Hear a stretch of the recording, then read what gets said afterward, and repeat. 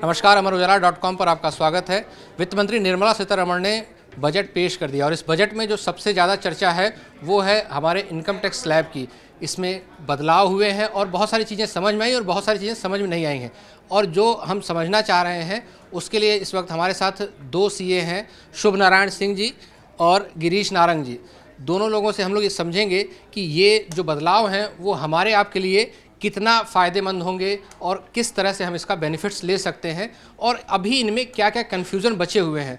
तो अगर बात शुरू करें तो सर, सबसे पहली चीज़ तो यही है कि ये जो ऐलान हुआ है, जो स्लैब बदले हैं, वो क्या दोनों में बदले हैं, जो पुरानी रिजिम वाले हैं और जो नई रिजिम वाले हैं, क्या दोनों में ये बदलाव है या सिर्फ नए के लिए? क्योंकि जितना कुछ वित्त मंत्री ने बोला उसमें ये दिख रहा था कि शायद वो सिर्फ नए जो टैक्स रिजिम है जो उसी की बात वो करी है उन्होंने, और पुराने को लेकर ज़्यादा कुछ नहीं कहा उन्होंने। तो ये जो बदलाव है सिर्फ क्या पुराने के लिए है? ये अभी तक जो समझ आया है, सिर्फ चेंजेस जो आए हैं, पुराने रिजीम में कोई चेंज नहीं है। जो चेंजेस हैं सिर्फ नए रिजीम में आए हैं।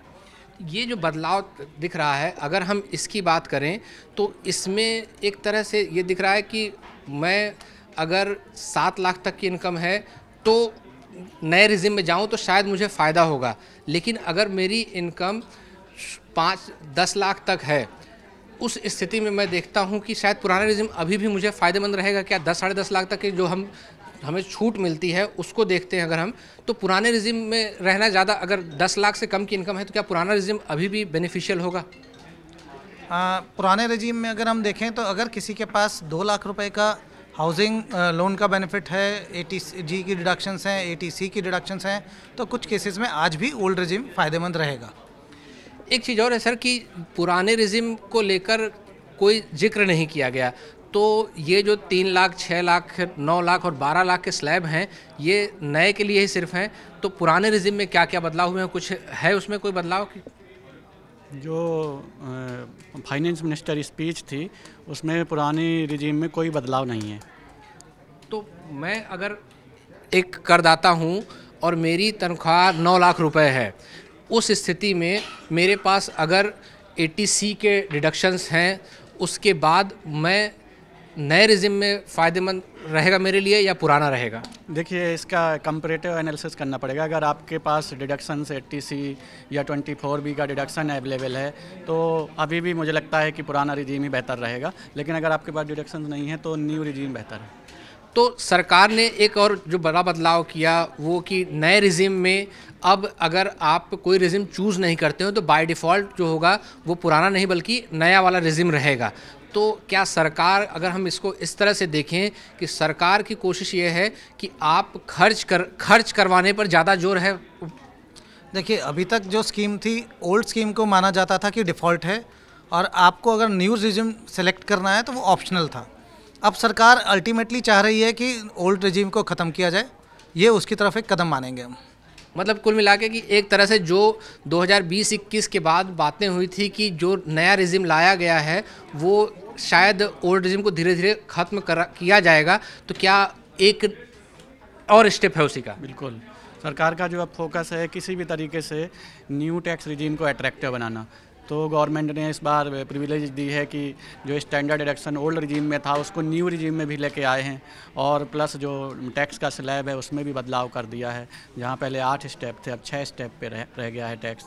तो बेनिफिट न्यू रिजीम की तरफ शिफ्ट किया है। पुराने रिजिम वाले में शुरू से ही फ़ायदा दिख रहा था, अब शायद नए रिजिम में अगर आपकी सैलरी कम है तो वो फ़ायदेमंद होगी। बिल्कुल। एक चीज़ सर कि अब जो दिखता है, हमारे जो इंडियन टेंडेंसी होती है एक तरह से कि हम बचाने की तरफ ज़्यादा फोकस करते हैं, लेकिन सरकार का जो ये ऐलान है जो 2020-21 के बाद से, अब उसको शायद खर्चे की तरफ क्या फोकस शिफ्ट करने की कोशिश है कि जो भी आपकी कमाई है वो कमाने वाला खर्च करने पर ज़्यादा फोकस करें। देखिए, जब भी हम टैक्स रेट कम होने की बात करते हैं तो उसका मकसद यही होता है कि आपके पॉकेट में पैसा ज़्यादा आए। जब पॉकेट में जब पैसा ज़्यादा होता है तो वो खर्च बढ़ता है, तो खर्च बढ़ने से अल्टीमेटली सरकार को ही फ़ायदा है, क्योंकि जब हम किसी भी चीज़ पे खर्च करेंगे तो उसमें इनडायरेक्ट टैक्सेस का कंपोनेंट बढ़ता है।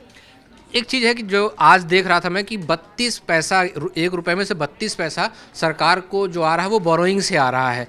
तो जाहिर सी बात है कि जब आपका जो एक तरह से लोन वाला जो हिस्सा है वो शायद उसकी तरफ जो टैक्स रेटेड बढ़े हुए हैं, शायद उधर से सरकार को जो मिल रहा है वो उस हिस्से को क्या और इससे बढ़ने की उम्मीद दिखती है आपको?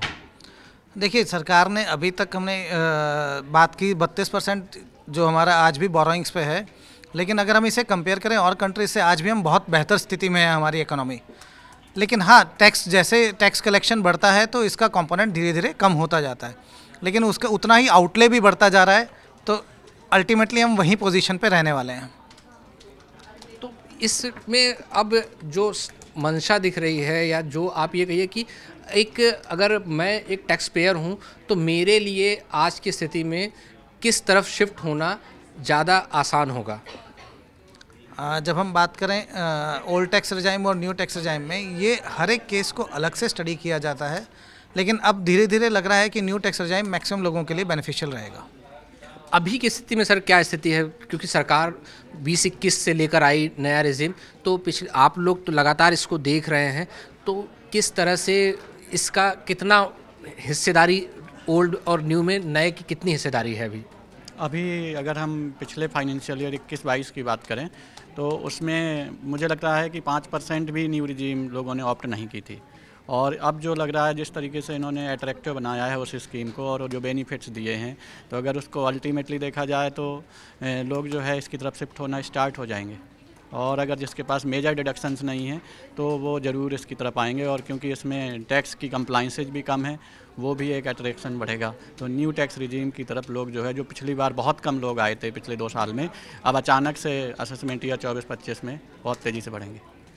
तो मतलब सर जिस तरह कह रहे हैं, तो आप सर एक चीज़ बताइए कि जो इस तरह का रिजिम में, नए रिजिम में जो बदलाव आएगा, उससे क्या दिखता है कि क्या ये जो टैक्स कलेक्शन जो सरकार कह रही है कि वो बढ़ा है, तो वो क्या और बढ़ने की उम्मीद दिखती है आपको?